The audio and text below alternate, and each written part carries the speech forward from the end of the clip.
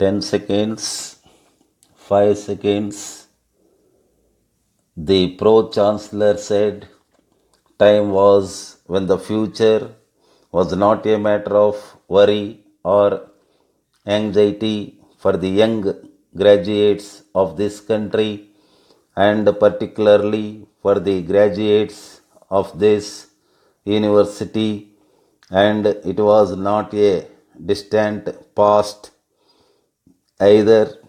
I remember the days when I took my own degree, when it was possible practically for every graduate to get fixed up in some government office or other, and the few who remained out and turned to a profession such as law did so rather from choice and not the compulsion of having to exploit a lost resource. Indeed, the prospect of a satisfying career was so assured that the acquisition of a degree was like the reservation of a berth on a railway train. Things have since then changed considerably with the vast expansion of government's various establishments and the elimination of Europeans from the services. Opportunities for a career in that direction have no doubt increased, and certain openings such as the All India services are now available in their entirety, but this does not make your position any the more enviable. The number of graduates has also increased considerably and out of all proportion to these increased opportunities. The number of graduates was around 1,000 in my time. It is now over 4,000.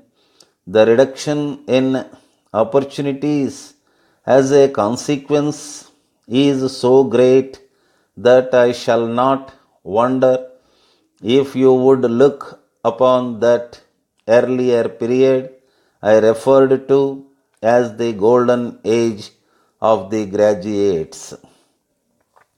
But what happened in those earlier days when every graduate had a chance of securing a government job is also unfortunately continuing to happen today.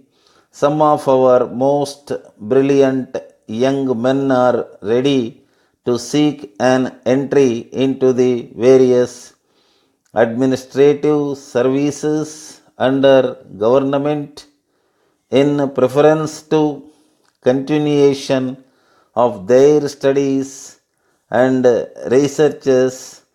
This is a sign of the continuing spirit of self satisfaction engendered in those earlier days. We choose them and still tend to choose the path of least resistance. Complacency of this sort has been, I should think, rather fatal to our interests.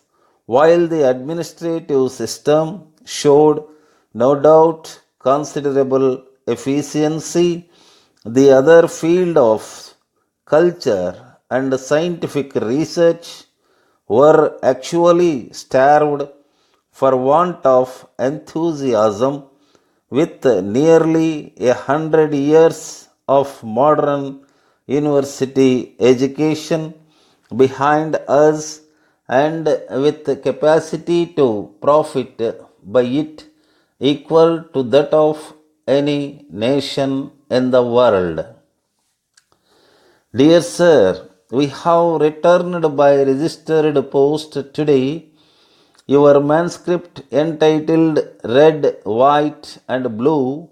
We attach a copy of our reader's report, which we think will be of service to you. You will notice that he makes several suggestions and gives his reasons for thinking that adoption of them will improve your novel.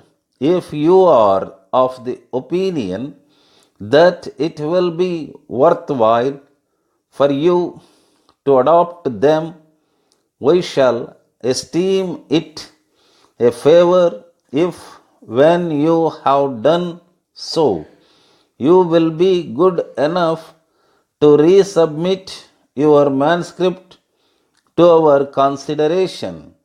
In view of the success of your first novel, we have every confidence that publication of Red, White, and Blue, rewritten in parts and with the 3 passages deleted, will add considerably to your reputation and enlarge your reading public in America, where novels of this particular type are meeting with ready sales. By the way, a suitable time for publication will be next spring. Yours faithfully.